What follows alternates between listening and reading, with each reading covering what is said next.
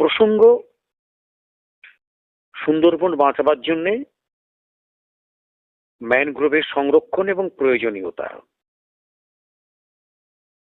কাকদ্বীপের কল্পতরু আশ্রমে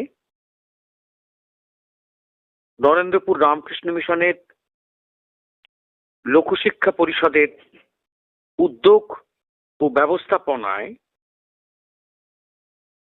এই সুন্দরবন বাঁচাবার লক্ষ্যে জয়নগর, মথুরাপুর, পাথর, সাগর, নামখানা, কাকদ্বীপ, রায়দিঘি প্রভৃতি অঞ্চলে যে নরেন্দ্রপুর রামকৃষ্ণ মিশনের লোকশিক্ষা পরিষদের যে সমস্ত কেন্দ্রগুলো রয়েছে সেই সব কেন্দ্রগুলোকে নিয়ে কিভাবে নতুন সরকারের নতুন মন্ত্রী দীপঙ্কর জানা এই সুন্দরবন রক্ষার ক্ষেত্রে কাজ করবেন, সেই আলোচনা সভাই হয়ে গেল কাকদ্বীপের রামকৃষ্ণ মিশন অর্থাৎ কল্পতরু আশ্রমে। এবং প্রাসঙ্গিকভাবে নতুন সরকার যে পদক্ষেপ নিয়েছে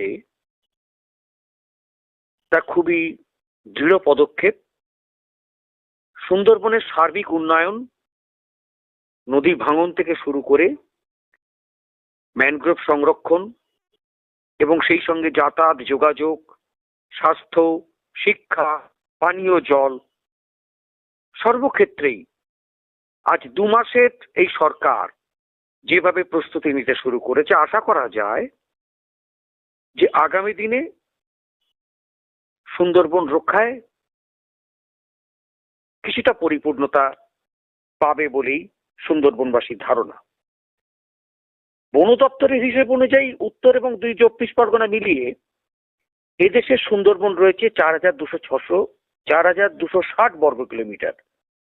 বন দপ্তরের হিসেব অনুযায়ী উত্তর ও দক্ষিণ এই 2 চব্বিশ পরগনা মিলিয়ে এদেশে সুন্দরবন রয়েছে 4,260 বর্গ কিলোমিটার।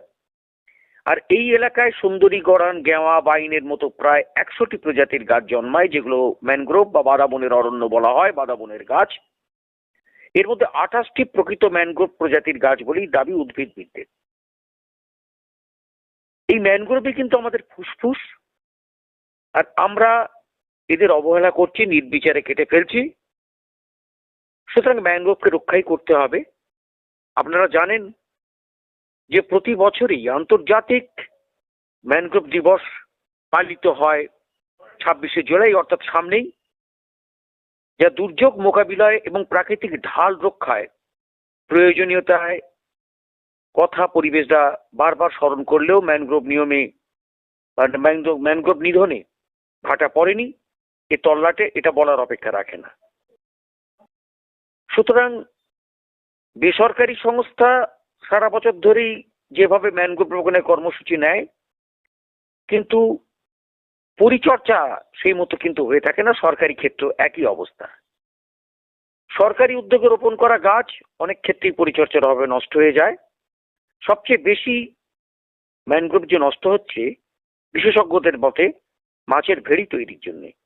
নির্বিচারে ম্যানগ্রোভ ধ্বংস করে ভেড়ি তৈরির প্রতিবাদ জানিয়ে বিভিন্ন সময়ে এবং এমনকি হাইকোর্টে গ্রিন বেঞ্চেরও দ্বারস্থ হয়েছেন পরিবেশবিদরা। ম্যানগ্রোভ কাটা বন্ধ করতে তাই প্রশাসনিক উদ্যোগের নির্দেশও আদালত দিয়েছে। তবে নতুন সরকার কতটা কি করবে এখন সেটা দেখার অপেক্ষায়। শুধু ম্যানগ্রোভ দিবস পালিত করলেই হবে না। এই ম্যানগ্রোভ দিবসের মধ্যে ম্যানগ্রোভকে সংরক্ষণ, এটাই সবচেয়ে বড় কথা, এবং সচেতনতার দরকার পড়েছে। কেন নদী বাঁধ ভাঙন রোধ করবে এই ম্যানগ্রোভ, এটা বলার কোনো অপেক্ষা না, এটা প্রমাণিত। তো যাই হোক, কিন্তু তবুও দেখা যাচ্ছে যে ম্যানগ্রোভ যে ভূমিক্ষয় কতটা রোধ করা যায় সেটা নিয়ে কিন্তু মতানৈক্য আছে। সম্প্রতি বেশ কিছু গবেষণায় দেখা গেছে ম্যানগ্রোভ অরণ্যকে, বিশেষ করে কেওড়া গাছের প্রজাতিকে অন্তত 10 বছর বাড়তে দিলে বাঁধের ধস আটকানো সম্ভব। ম্যানগ্রোভ বিরল অঞ্চলে, বিশেষত যেখানেতে নদীচরের অংশ বাটির আকারের, বাঁধের ক্ষয়ক্ষতি বেশি হয়, সেখানে বিশেষ প্রযোজ্য।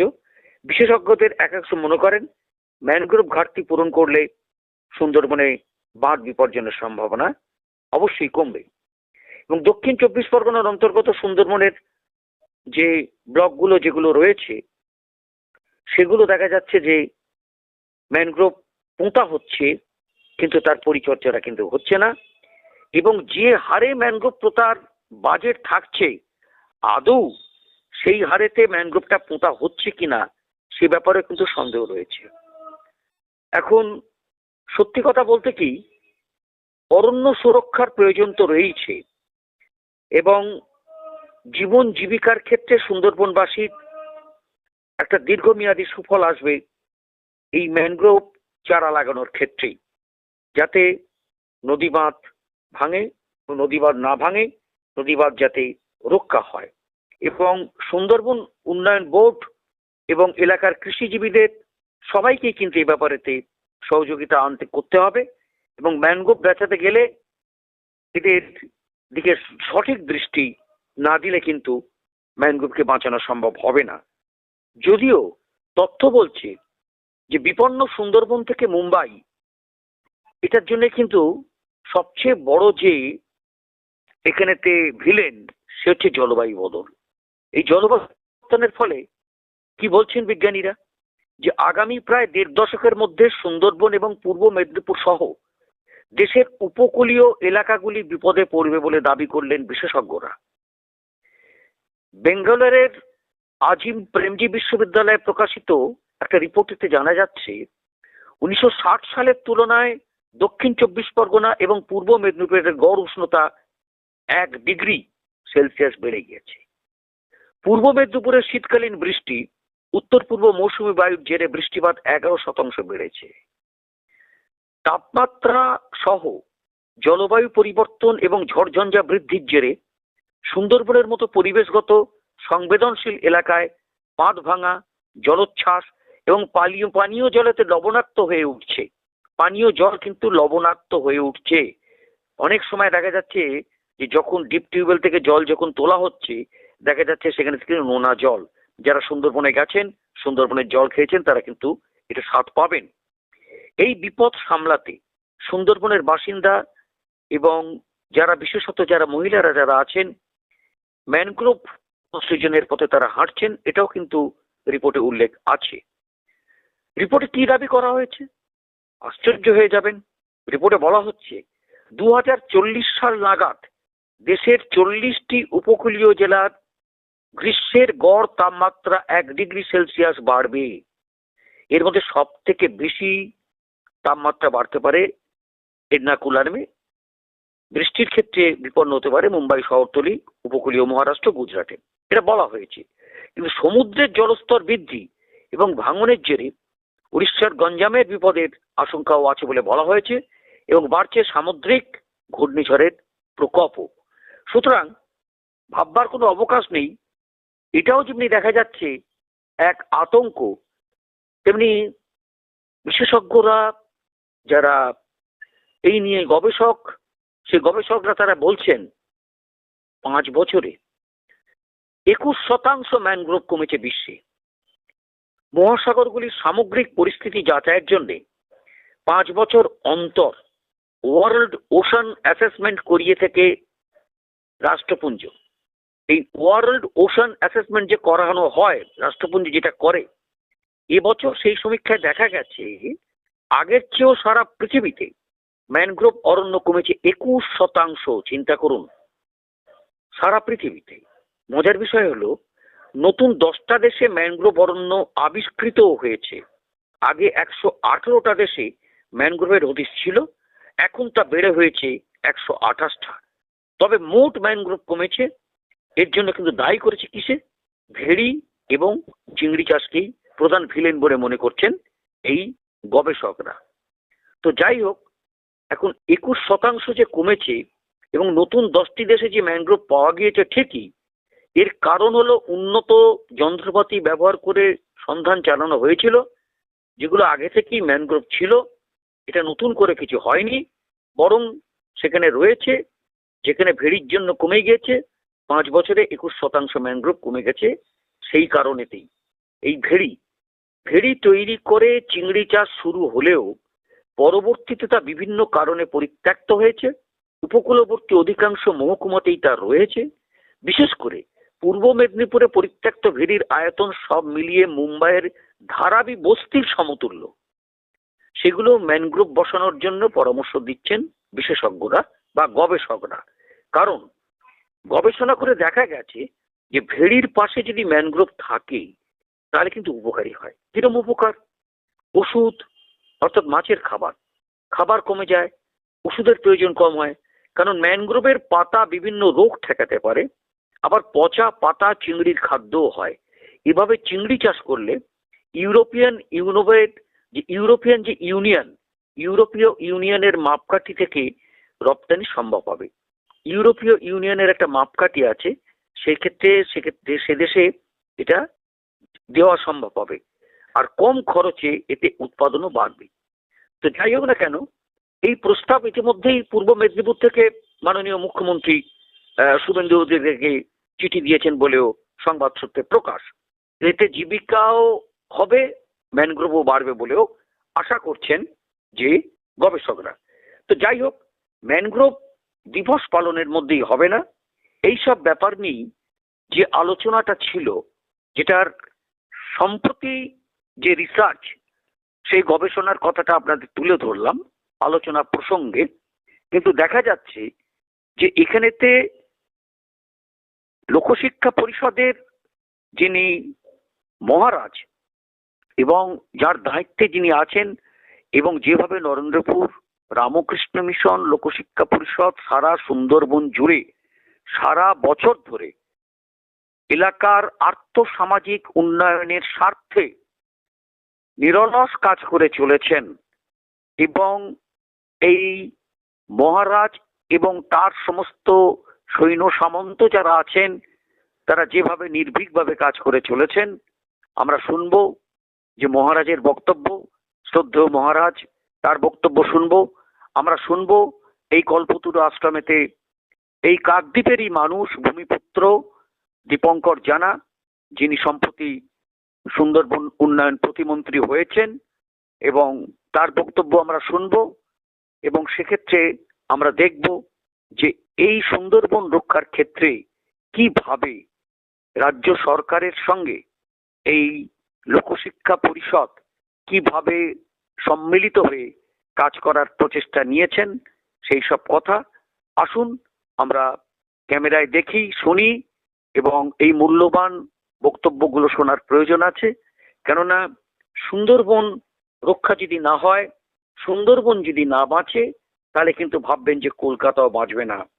সুন্দরবন হচ্ছে একমাত্র যে ফুসফুস, সেটা আমি আগেই বলেছি যে এইখান থেকেই দেখা যাচ্ছে যে অক্সিজেনটা যায়, সেটি কিন্তু কলকাতার মানুষের সবচেয়ে বড় সম্পদ। এছাড়া সুন্দরবনই রক্ষা করে রেখেছে সম্পূর্ণ কলকাতাকে। তার কারণ দেওয়াল হিসেবে এই ম্যানগ্রোভকে ভীষণভাবে প্রয়োজন রয়েছে। তো যাক, আমরা এর মধ্যে আমরা শুনে নেব যে জীবিকার যে সংকট সুন্দরবনে, এবং তাকে রক্ষা করতে গেলে এই ম্যানগ্রোভ যে কতটা সাহায্য করে, এবং সেটা কিন্তু জানার দরকার আমাদের রয়েছে। এবং এ ব্যাপারে আমরা সামনেই ম্যানগ্রোভ দিবস যে পালন হবে, সেই পালনের মধ্যে দিয়ে আরো বেশি আমরা জানতে পারবো। এই ম্যানগ্রোভ যদি বিস্তার হয়, এই ম্যানগ্রোভ বিস্তার হলে নদীবাঁধ সুরক্ষিত ছাড়াও ম্যানগ্রোভ অরণ্যের জন্য বাস্তুতান্ত্রিক ও অর্থনৈতিক তার একটা মূল্য আছে। ম্যানগ্রোভ বিস্তার হলে মাছ কাঁকড়ার আনাগোনা বাড়ে, বৃদ্ধি পায় মধু উৎপাদন। গবেষণায় দেখা গেছে বায়ুমণ্ডল থেকে অন্যান্য উদ্ভিদের তুলনায় 10 গুণ বেশি কার্বন শুষে নিতে পারে ম্যানগ্রোভ। বেসরকারি উদ্যোগে ম্যানগ্রোভ আবাদ করে কার্বন ক্রেডিট আদায় করার প্রক্রিয়াও সম্প্রতি চালু হয়েছে। ম্যানগ্রোভ সংরক্ষণের জন্য যাদের জীবিকা ব্যাহত হয়, তাদের এই দীর্ঘমেয়াদী সুফলের আর্থিক অংশীদার করা যেতে পারে। বিনিময়ে তাদের নিযুক্ত করা যেতে পারে ম্যানগ্রোভ তদারকির কাজে। ম্যানগ্রোভ সুরক্ষিত রাখতে হলে ম্যানগ্রোভ থেকে প্রাপ্ত সুবিধাগুলির আর্থিক মূল্যায়ন করাও প্রয়োজন বলে বিশেষজ্ঞরা মনে করেন। তো যাক, আমরা শুনি। মোটামুটি ম্যানগ্রোভ নিয়ে আমরা আলোচনা করলাম এবং সেই সঙ্গে আমরা তাদের বক্তব্য, মূল্যবান বক্তব্য শুনবো। আমাদের মহারাজ, শ্রদ্ধেয় মহারাজ, এবং সেই সঙ্গে আমরা শুনবো যে আরো বেশি করে যে আমাদের যে নতুন সুন্দরবনের প্রতিমন্ত্রী হয়েছেন তিনি কি বললেন। এবছর নতুন সরকার অর্থাৎ বিজেপি সরকার পশ্চিমবঙ্গে আসার পর তার প্রথম বাজেটেই রীতিমতো চমক দিয়েছে বা এক কথায় বাজিমাত করে দিয়েছে সুন্দরবনবাসীর ক্ষেত্রেও। বাজেটে সুন্দরবনে নদীবাঁধ তৈরি থেকে নতুন ম্যানগ্রোভ বনাঞ্চল সৃষ্টির প্রস্তাবও কিন্তু অর্থমন্ত্রী মাননীয় স্বপন দাশগুপ্ত বলেছেন, এবং সেটা উত্তর এবং দক্ষিণ 24 পরগনার যে সুন্দরবন এলাকার প্রায় 60 কিলোমিটার নদীবাঁধ প্রকৃতি নির্ভর প্রযুক্তির সাহায্যে পুনর্নির্মাণ করা হবে। সুন্দরবন এনব্যাঙ্কমেন্ট রিকনস্ট্রাকশন প্রজেক্ট ফেজ 2 এর মাধ্যমে এই কাজ করবে রাজ্য সরকার, এবং তার জন্য 1000 কোটি টাকা বরাদ্দ করেছে রাজ্য সরকার। এটা সুন্দরবনবাসীর কাছে একটা বিশাল প্রাপ্তি। বর্ষা কিংবা প্রাকৃতিক দুর্যোগে সুন্দরবন এলাকার নদীবাঁধের সমস্যা নিয়েই যে ফি বছর গ্রামবাসীদের অর্থাৎ সুন্দরবনবাসীদের একেবারে জেরবার হতে হয়, বিশেষ করে এই সময়টায় ভীষণ ভয়ানক সময়। সব সময় কপালে চিন্তার ভাঁজ থাকে সুন্দরবনবাসীর, কি হয় কি হয়। তাই নতুন সরকারের এই যে পরিকল্পনা যদি বাস্তবায়িত হয় তাহলে দেখা যাচ্ছে যে উত্তর 24 পরগনার অন্তর্গত সুন্দরবন থেকে দক্ষিণ 24 পরগনার প্রান্তিক সুন্দরবন পর্যন্ত সবাই উপকৃত হবে। এবং শুধু বাঁধ রক্ষা নয়, ম্যানগ্রোভ বনাঞ্চল তৈরি করতে উদ্যোগী হয়েছে রাজ্য সরকার। মাননীয় অর্থমন্ত্রী তার বাজেট পেশে বলেছেন, এবং বাজেটে এই কাজের জন্য ধরা হয়েছে 50 কোটি টাকা। এবং মন্ত্রীর প্রস্তাব অনুযায়ী আমরা যা পেয়েছি তাতে জানতে পেরেছি ম্যানগ্রোভ চারা রোপণের মাধ্যমে নতুন বনাঞ্চল গড়ে তুলতে স্বনির্ভর গোষ্ঠীর মহিলাদের নিয়োগ করা হবে। অরক্ষিত এলাকাগুলিকে রক্ষাকর্তা হয়ে উঠবে এসব বনাঞ্চল। ঘূর্ণিঝড় সহ একাধিক প্রাকৃতিক দুর্যোগ থেকে বহু এলাকা রক্ষা পাবে। এছাড়া West Bengal climate resilience fund এবং West Bengal climate finance facility তৈরি করবে রাজ্য সরকার। বাজেটে এই প্রস্তাবও দেওয়া হয়েছে সুন্দরবনবাসীর জন্য। এই উদ্যোগগুলো রাজ্যের বিপুল কার্বন শোষণ ক্ষমতাকে কাজে লাগাবে, জলবায়ু সংক্রান্ত প্রকল্পেরও রূপায়ণ করবে। আমরা আগেই জলবায়ুর কি ভয়াবহ অবস্থা হয়েছে তাই আমি প্রথমেই বলে দিলাম যে গবেষকরা কি বলছেন, কিন্তু আমাদের নতুন সরকার কিন্তু এগুলো সব মাথায় রেখেই বাজেটে কিন্তু পেশ করে দিয়েছেন। এবং state action plan on climate change রূপায়ণ ও সহজ হবে। এই বাবদ বাজেটে ধরা হয়েছে 200 কোটি টাকা। সুন্দরবনের দ্বীপাঞ্চলে যোগাযোগ ব্যবস্থা উন্নত করতেও আন্তরিক রাজ্য বিজেপি সরকার। পন্টুন জেটি এবং যোগাযোগ ব্যবস্থা উন্নত করতে 100 কোটি টাকার বাজেট প্রস্তাব দিয়েছেন অর্থমন্ত্রী। পাশাপাশি এই সুন্দরবনের বিভিন্ন প্রান্তে সৌরচালিত নৌকা ব্যবহারে উৎসাহিত করা হবে। এসবের পাশাপাশি আপার ডেল্টা সুন্দরবন প্রজেক্ট চালুর প্রস্তাবও করা হয়েছে এই বাজেটে। এশিয়ান ডেভেলপমেন্ট ব্যাংকের সহায়তায় 1353 কোটি টাকা ধরা হয়েছে। নদীবাঁধ মজবুত করতেও বিশেষ প্রকল্প সোর চালু করতে প্রস্তাব দেওয়া হয়েছে বাজেটে। এই জন্য ধরা হয়েছে 4100 কোটি টাকা। সুন্দরবন ছাড়াও পূর্ব ঘোষণা মতো যেভাবে যেসব কাজগুলো দক্ষিণ 24 পরগনার হওয়ার কথা সেগুলো সবই হচ্ছে, এবং সবই বাজেটেতে পেশ করেছে নতুন সরকার। এবং সুতরাং সুন্দরবনের যে একটা আগামী ভবিষ্যৎ সুন্দরবনবাসীরা পাবে শুধু প্রতিশ্রুতি নির্ভর নয়, এ যাবৎকাল যে প্রতিশ্রুতি হয়ে এসছে তুলনামূলকভাবে সুন্দরবনের উন্নয়নে যে একটা নতুন একটা রূপায়ণ ঘটবে, এটার জন্য কিন্তু সুন্দরবনবাসী আশাবাদী এবং আশা করা যায় নতুন সরকার এসে এই কাজটা অবশ্যই সম্পন্ন করবে। আমরা সুন্দরবনবাসী হয়ে এ ব্যাপারে প্রত্যাশী, তাই আমরা অপেক্ষা করব। সবে তো 2 মাস, সুতরাং এখন পর যেভাবে বাজেটে পেশ করা হয়েছে সেই টাকাগুলো এলে উন্নয়ন নিশ্চয়ই একটা ধারাবাহিকভাবে হবে এবং তাতে সুন্দরবনের সার্বিক উন্নয়ন অবশ্যই ঘটবে। Admission open for Cambridge English and Spoken English Development course, classes 5 to 8. Get 20% off. Call now. সমাজসেবী প্রতিষ্ঠান মাধ্যম, পঞ্চায়েত হোক, পঞ্চায়েত সমিতি হোক, জেলা পরিষদ, সুন্দরবন ডেভেলপমেন্ট, যার মধ্যে হোক আমাদের উন্নয়ন করার উদ্দেশ্য উন্নয়ন করব। সুন্দরবনের যে নদী বিস্তৃত দ্বীপ ব্যবহার চলতি কাছে স্যার একটু আগে বলছেন যে আমাদের উদ্দেশ্য কিন্তু সুন্দরবনকে বাঁচানো, সুন্দরবনকে সবাই মিলে বাঁচাতে হবে। যেটা হচ্ছে নদী ভাঙন এই বর্ষাকালে সবসময় হয়ে থাকে, প্রায় দেখবেন নদী ভেঙে গেছে, হয় বর্ধনপুর, হয় দেখবেন ছোট আক্রোশকালী বা সাগরদ্বীপ, আমাদের এখানে নামখানা ব্লকের মধ্যে হুদাকালী, এরকম বিভিন্ন জায়গায় সাগরের শিব মন্দিরের পাশে এরকম বিভিন্ন জায়গায় আমরা দেখেছি নদী ভাঙনের বর্ষাকালে বেশি হয়। আর সেটা রোধ করতে হয়, পারমানেন্ট রোধ করতে হবে। তার জন্য সরকার কিন্তু 150 কিলোমিটার রাস্তা কিন্তু পাকাপোক্ত করার জন্য এই বাজেটে ধরেছে আমরা। বারবার একসঙ্গে একবারে বাজেট সব 9,000 সামথিং কিলোমিটার টোটাল আমাদের এরিয়া। তাহলে এই সুন্দরবনের যে নদী বিস্তৃত দ্বীপগুলো আছে তাহলে সেই জায়গায় দাঁড়িয়ে আমরা এই বছর আগাম 150, এরপরের 250, এরকম করতে করতে আমার টার্গেট আছে 5 বছরের মধ্যে প্রায় অধিকাংশ জায়গা আমরা কংক্রিটের যদি বাউন্ডারি করতে পারি সেটা সবার উপকার হবে এবং নদী ভাঙন থেকে করতে হবে, সেটা আমাদের টার্গেট করেছি। এবং এবছরও আমরা আরেকটু বড় আকারে করার জন্য মোটামুটি প্রাথমিকভাবে একটা প্রস্তাব দেওয়া হয়েছে। মাননীয় মন্ত্রী মহোদয়ের সঙ্গে আমার কথা হয়েছে যে ওনার বিভাগে গিয়ে আর একটু বিস্তারিত কথা বলতে, তিনি যাকে বলবেন তার সঙ্গে কথা বলতে আমরা যাবো কথা বলতে। সাধারণত আমরা জুলাই আগস্ট থেকে কাজটা শুরু করি, এবছর হয়তো একটু দেরি হবে, কিন্তু আমার আশা আমরা যে প্রকল্প এবারে জমা দিতে চলেছি সেটা আরও কিছু ফলপ্রসূ হবে এবং আপনাদের এলাকার সাথে আরও কিছু ভালো কাজ হবে বলে আমরা বিশ্বাস করি। যেহেতু আমাদের এই এলাকারই নির্বাচিত বিধায়ক এবং আপনাদের এলাকারই নির্বাচিত মন্ত্রী, অতএব আমরা আশা করবো আগের থেকে আমরা আরো ভালোভাবে কাজ করতে পারবো। গতবারের মন্ত্রী হচ্ছিলেন বঙ্কিমচন্দ্র হাজরা মহাশয়, তার কাছ থেকে আমরা সহযোগিতা পেয়েছি।